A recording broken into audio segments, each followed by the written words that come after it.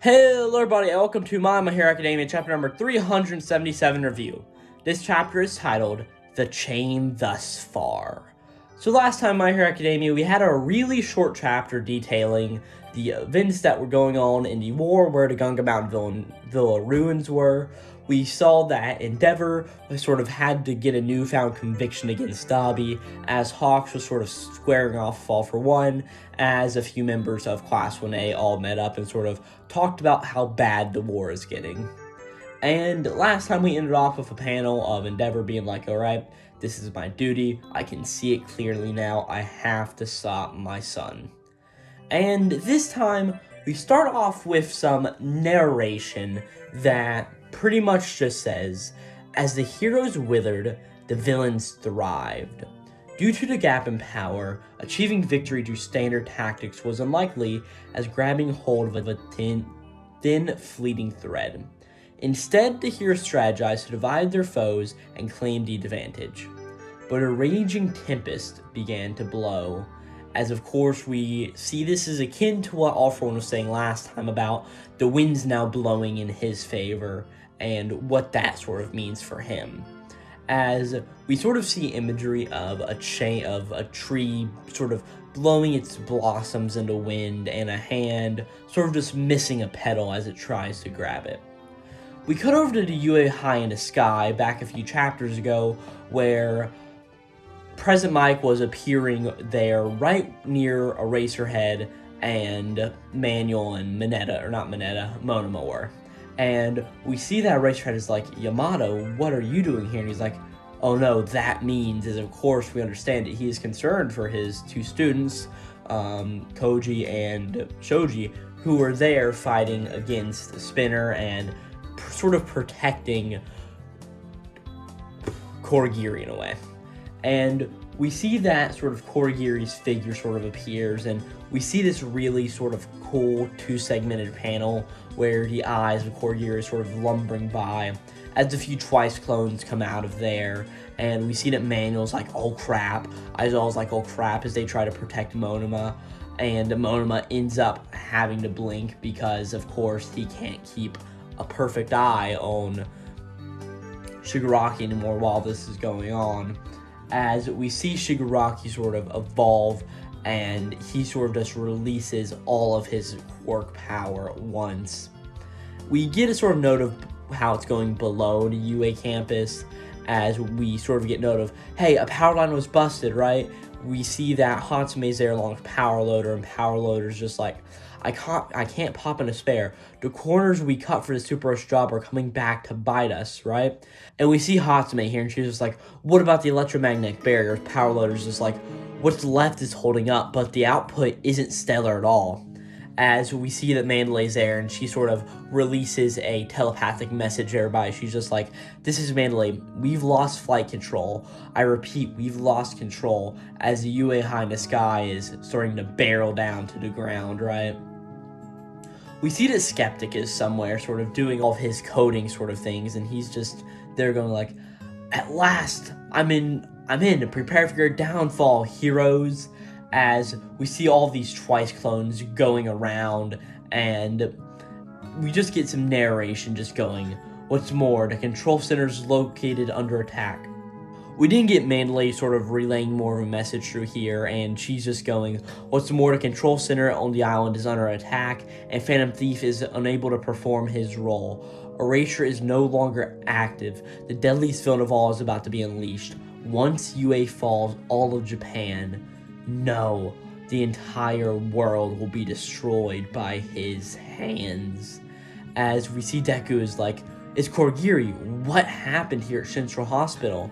As he's sort of going around, and we see that Shigaraki is here. He's now sort of all healed up, as we see the Korigiri sort of spiral in the corner, as we sort of see that Korigiri's there to warp Shigaraki if need be. We also see all the business course kids who are having their job is taking pictures of everything and documenting it for the future generations, right? They're all sort of standing there like, oh no, what do we do? What's going to happen next? Deku's here, and he's just looking around, and he just looks at Shigaraki, and he's just thinking, What's tearing away? Is he shedding skin? He's not moving. As Shigaraki's here, and he's just like, what if I told you that it is me here now? What would you want to do? Sit down for a chat at the mall? Ain't happening, hero. After all, I'm your villain. As we get this really interesting reveal here, All For One is no longer in total control of Shigaraki's body.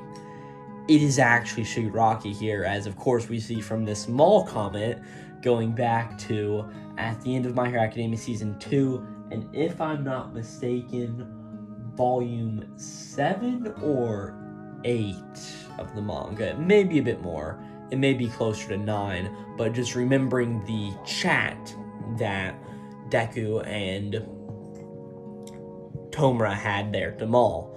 And we sort of see that Deku's realizes he's like, that is Shigaraki's persona here. He is finally unleashed.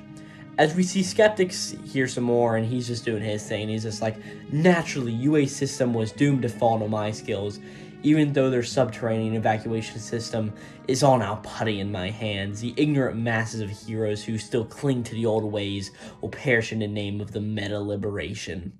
As he's just doing all of his coding and hacking, whatever he does, as he's laughing very maniacally through here.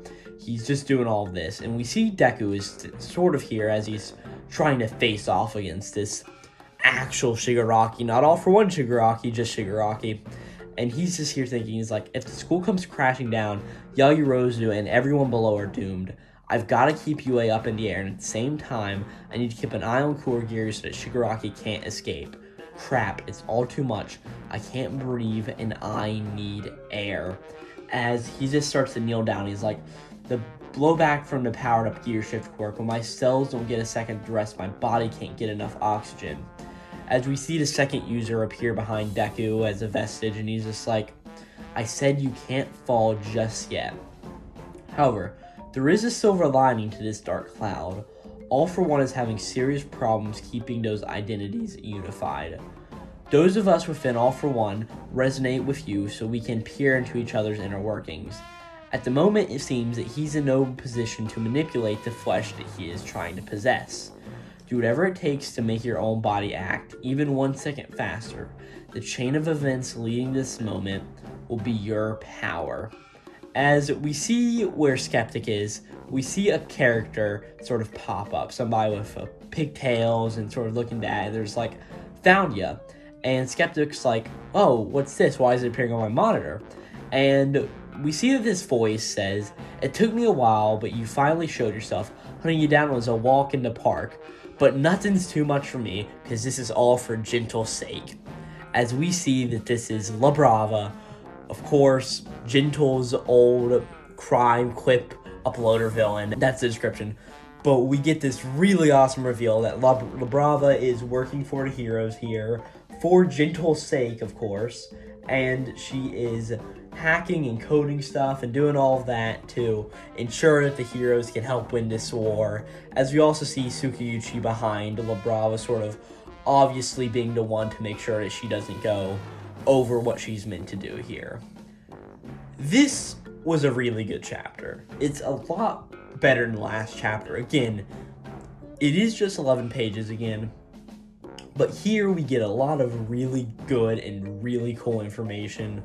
I mean, the La Brava twist at the end is really cool. It's a good sort of mirror to Skeptic, and seeing another villain being referenced again is really nice. I mean, we saw an old villain sort of being referenced whenever Chizki came back during the Lady Nagant section of the Dark Deku arc.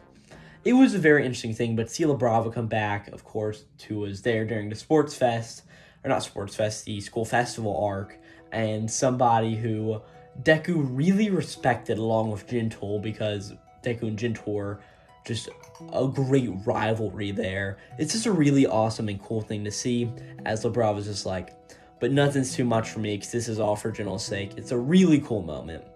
But going back throughout the entire chapter, we get this idea of as the heroes withered, the villains thrived, and a raging tempest began to blow. We are getting a lot of sort of information on how the wind blowing to one side or the other, the sort of the tide of the battle raging on one side 1 minute and then blowing over to the next as one side gets an advantage, and just going back and forth. I also really like the reveal that finally Shigaraki is back in his own body. It is no longer an all-for-one Shigaraki, but just Shigaraki, which is something that was really needed and sort of really sucked whenever it happened to begin with, but finally seeing that it's back to happening regularly. This fight between the two of them, Deku and Shigaraki, should be really good. And the stuff with Skeptic again being thwarted by Labrava is great. Of course, Skeptic isn't really a well-designed character. I'm not saying like a bad design, but like not a well-designed character when it comes to an arc or story progression. So it's just really nice to see all this come together. Again, we also have the whole thing of Korigiri brought Yamada or President Mike to where Aizawa was. Just a little bit of an interesting note. And Monoma no longer being able to fulfill his duty. I sort of wonder if it has to do something with Monoma sort of locking down a quirk that lets Shigaraki be himself, but I highly doubt that's it. I just think it's probably more of a coincidence, if anything, why Shigaraki's ever to get back to himself. And again, the Labrava stuff was just great, and seeing Tsukiyuchi in the background and knowing that Labrava is back in the story is just really cool. And with that, great chapter, great use of 11 pages, and I'll see you next time. Again, this was My Hero Academia, chapter number 377, and the chapter title was The Chain Thus Far. So, yeah, this is going to be it, and this is Glowplasma231 out.